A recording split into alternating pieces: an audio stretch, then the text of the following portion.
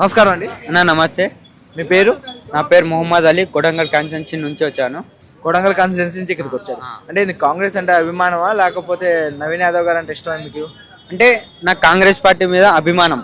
Okay, ఇంకో నవీన్ యాదవ్ అంటే నాకు ఎవరో తెలియదు, కానీ కాంగ్రెస్ గెలవాలని వచ్చాను. ఇంకోటి నవీన్ అన్న గురించి తెలుసుకొని, నవీన్ అన్న మంచోడు, చాలా మందికి సాయం చేస్తాడు అని తెలుసుకొని నవీన్ అన్నకి ఎలాగో గెలిపించాలని ఇక్కడికి వచ్చి ప్రచారం చేస్తున్నాను. ఓకే, మరి కాంగ్రెస్ పార్టీ వాళ్ళు మీకు ఏమైనా డబ్బులు ఇచ్చి పిలిపించుకున్నారా లేకపోతే మీరు అంటే అసలు ఇక్కడ ఆచారం ఎలా చేద్దాం అనుకుంటున్నారు?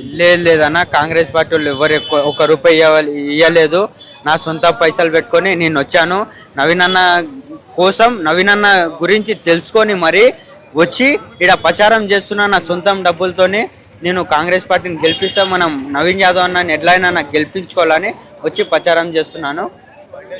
కాకపోతే మీకు ఎంతవరకు తెలిసిందో కానీ మీ కాంగ్రెస్ నాయకుడు ఎవరైతే ఇప్పుడు ఉన్నారో బై ఎలక్షన్లో ఇప్పుడు పోటీ చేస్తున్నారు నవీన్ యాదవ్ గారు ఒక రౌడీ షీటర్ అని ప్రతిపక్షం వాళ్ళు అంటున్నారు.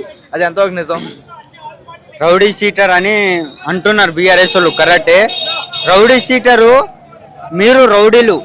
మా నవీన్ యాదవ్ అన్న ఒక ఇంటి బిడ్డలాగా, ఒక అన్న, తమ్ముడు, ఒక కొడుకు, ఒక పెద్ద బాబాయ్, అది అని పిల్లలు మొన్న ప్రచారానికి వెళ్ళాను నేను నవీన్ అన్నతో పాటు. అయితే ఒక ఇంటి దగ్గరికి పోతే కొడుక, తమ్ముడు, ఒక అన్న అట్లా పిలుస్తున్నాడు.